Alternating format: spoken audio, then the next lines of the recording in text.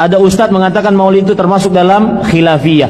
Maulid Nabi bid'ah, pelakunya ahli bid'ah, pelakunya melakukan perbuatan bid'ah, disebut sebagai ahli bid'ah karena melakukan bid'ah. Oh, ini maulid bid'ah, masya Allah, antum tuh bid'ah dari kepala sampai kaki.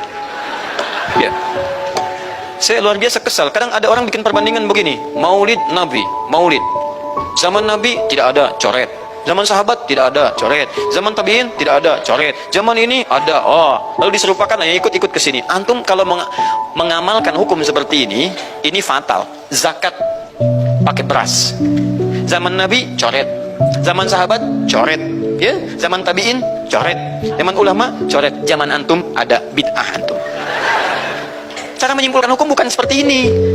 Lihat turunannya, lihat dalilnya, lihat pemahamannya, lihat turunan-turunan fikihnya. Ya, bagaimana bisa zakat pakai beras ini jadi? Padahal contoh nggak ada, dalil nggak spesifik. Ayo coba temukan, Nabi zakat pakai beras, temukan. Kalau antum menemukan, masya Allah, saya bermohon kepada Allah supaya Allah mempercepat hajinya antum dan masuk surga tanpa hisab. Tiap hari saya doakan. Tidak cukup dengan amin, cari dulu. Cari di setiap hadis Nabi zakat pakai beras.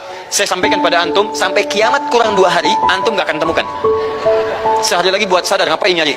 Ya, karena Nabi tidak pernah bersentuhan dengan beras. Silakan cari di kitab hadis palsu pun, sepalsu-palsunya nggak akan ditemukan. Capek pemalsu hadis mengarang hadis palsu tentang itu, nggak akan didengar, nggak akan dilihat. Kenapa? Karena tidak ada. Ya, kata Muawiyah, hadza irdun, itu makanan pokok. Nabi zakat pakai kurma, pakai gandum. Ya, lihat, karena itu makanan pokoknya. Makanya setiap makanan pokok yang digunakan, kata para ulama, mendekati kaidah usul fikihnya. Lihat, kaidah usul fikih diambil di sini. Setiap yang punya keserupaan dengan itu, sekalipun teksnya tidak jelas langsung menunjuk, itu ada isyarat, namanya korina namanya. Kalau ada isyarat menunjukkan kepada itu, maka boleh digunakan sebagai alternatif lain dari makanan pokok yang tidak didapati di masa kita dengan generasi yang berbeda. Tapi kalau makanannya sama di setiap generasi, dia zakatnya pakai itu. Makanya orang Arab sampai sekarang pakai kurma, ada yang pakai gandum. Kita makanan pokoknya bukan itu. Antum makanan pokoknya apa? Beras, masya Allah, beras. Baik pemirsa, beras itu makanan pokok bagi hewan yang bertembolok, ya. Ayam, bebek itu beras. Baik, makanan kita nasi, dan nasi bersumber dari beras. Baik, nasi bersumber dari beras. Jadi kalau kita ingin zakat pakai beras, boleh tidak? Nah, lihat bagaimana cara pendekatannya. Dalil belum ditemukan aslinya. Seperti maulid tadi, menyikapi dengan taklim macam-macam, nggak ada nas aslinya. Tapi korinahnya ditemukan, sama-sama makanan pokok, sama-sama taklim, sama-sama meminta untuk ikut ajaran, sama-sama mereka ingat tentang Nabi SAW. Maka semua hukum itu kita terapkan, jadilah hukum terapan dalam kehidupan kita. Paham?